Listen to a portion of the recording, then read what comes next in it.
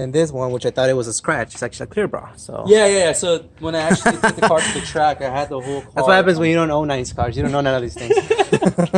Yeah, everybody knows I'm super anal I am about my paint and stuff. So what I did was I had the clear bar the whole front half of the car and the whole undercarriage of the car as well. That's awesome. So it's all clear bar from this front all the way to the side, goes all the way through the back bumper as well too. So I had it all protected just in case, you know.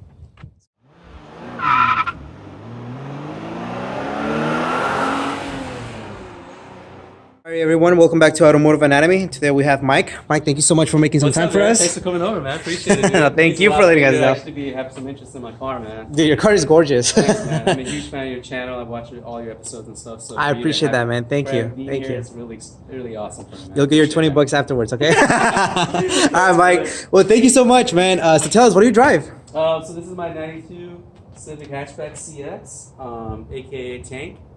So I've owned this car since 2002.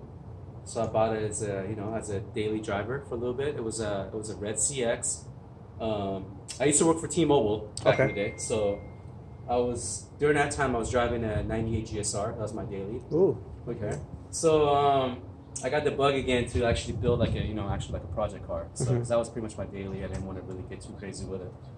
So one of my coworkers, she had this 92 Civic CX. It was a red. It was like super clean, perfectly driven. I mean, I had like bare load scratches here and there on there. A perfect AC, power steering, everything was on point. So it was kind of hard for me like to buy that car because I was kind of like, damn, I got to tear this whole car apart, but I didn't really want to. But it was like the perfect shell for me to actually start my my project. So one day I hit her up. I was like, hey, you want to sell that car? And then she was like, yeah, you know what, Mike? I've been thinking about buying a Accord lady, So she was like, give me like about 4 or 5 months, and then I'm going to try to get my money together, and then I'll hit you back up. So a few months went by, and then I kind of just like, all right, cool. Hopefully she'll hit me up soon, because I was like really itching to finally find a shell, So she came one day to work, and then she was like, hey, man, I'm finally ready, Mike. Let's get this thing going. So let's get the paperwork ready to go. And then we met up one day, and this is the car, man. It was she had on the back of the sticker. She even had a sticker that said, hey, yield to the princess. So for the longest time, this car was called Princess before I painted it when it was still red. So it was like, this is Princess, bro. It's got to be called Princess. So when the army green color went over, I got it all repainted and stuff. That's when the whole theme of the tank came out. And that's ever since then, it's been called the tank. And you bought it back in 02, right? Back in 02. Wow. So that's... Yeah, man. So, it's been a long journey, bro. 17 years. Yeah. So my boy, Miguel, at that time, he owned Mobworks up in City of Orange. Mm-hmm. So he pretty much went through the whole car. We did a full color change on this car. So I mean, we took everything off the whole fenders, doors. I mean, everything really. We painted the car in the right way. Everything came off the car. What's the name of the color? It's called Urban Green. It's from the 2003 FJ Cruiser. Oh, okay. Bmw Z4.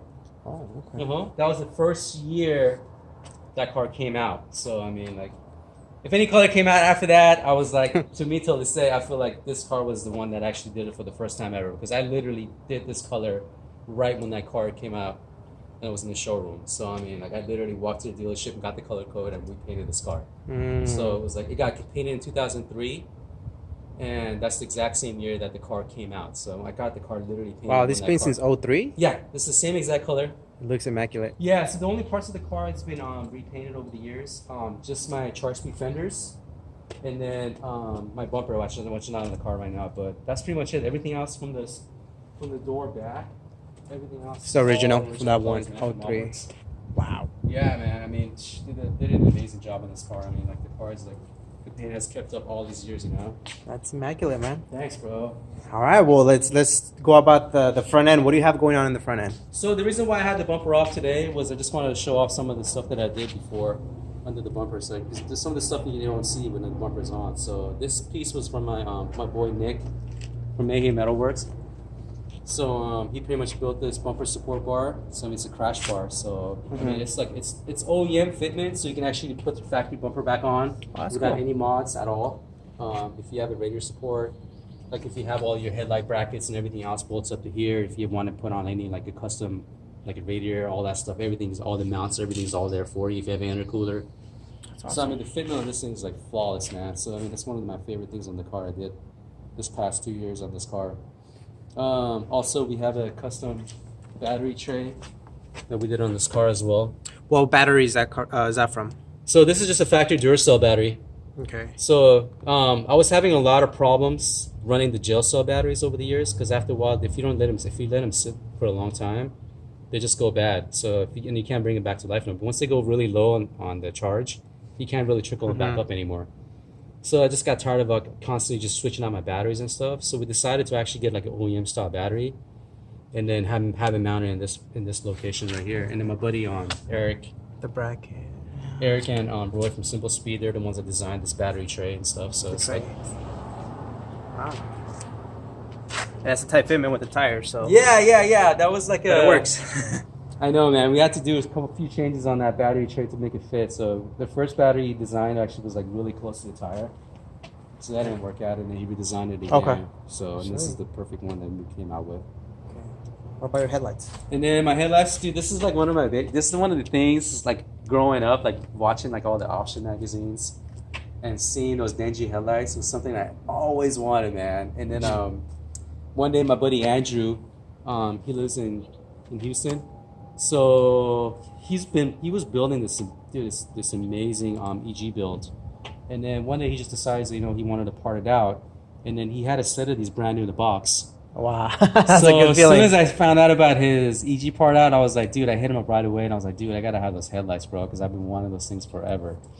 And so I just hit him up, and this is how I ended up getting these, man. These are like one of my favorite things on this car, man. This just totally changed the whole front of the car. Looks really nice. Something I always wanted, Yeah. Because for the years, for the longest time, I always just ran the regular headlights on this car. So this was like a huge change for my front end when I switched it up to this. And then these are just the Stanley Clears, the JDM ones. Another thing I like about these ones too, they're glass. Right.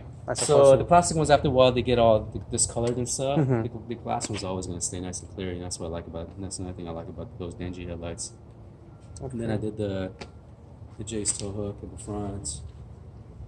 Because you actually did track this car. For how many years did you track it? So I went 2 years ago. I actually took the car to FF Battle, Super Street FF Battle. So that was the year that I actually finally took the car out to the track. So it was a lot of fun, man. I had a blast out there. So I'm definitely trying to get the car ready again, hopefully for this coming year. Okay. Go back out there and have some fun again. It was a blast. I had such a great time out. So the front bumper, tell us about the front bumper and the lip. Yeah, so the reason why we took the bumper off is because obviously I wanted to show you guys what's going on under the bumper. But this is my baby right here, man. My boy Steve at Phantom Composites. He made this custom carbon weave. It's like a carbon camo weave. So he made this custom lip for me, man. This thing's like a work of art, bro. Like this dude does amazing work, man. So all you guys out there trying to, get a custom lip done, man, this dude is your man right here. I just always wanted something that it's more like tank theme, and one day he just surprised me with this, man. He's like, dude. Oh, really? He just surprised you? Yeah. So he hit me up. He's like, dude, I got something for you, man. So he showed me like a tiny little picture, and he was like, just wait on it. I'm gonna ship you something, and then this was the result. This was the end result right here, man. So the bracket. Then, this is Raul from Checker Sports. So I always wanted to, Cali, dude. You guys always have the front plates on and stuff. So I was trying to figure out a way to actually mount my license plate on. So Raul came out with a super fucking dimpled style, like a bracket for the license plate to go on. So rad, man. Yeah. And I just went with the whole black finish to match the rest of the stuff that I did in the engine bay. So we just decided to go with the black finish on this one. I had my buddy Ronald from Aero Duo.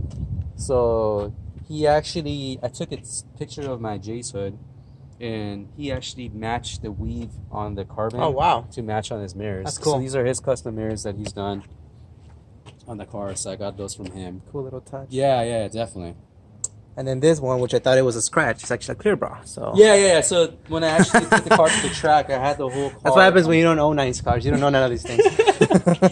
Yeah, everyone knows I'm super anal and I am about my paint and stuff. So what I did was I had the clear bar the whole front half of the car and the whole undercarriage of the car as well. That's awesome. So it's all clear bar from this front all the way to the side, goes all the way through the back bumper as well too. So I had it all protected just in case, It's cool.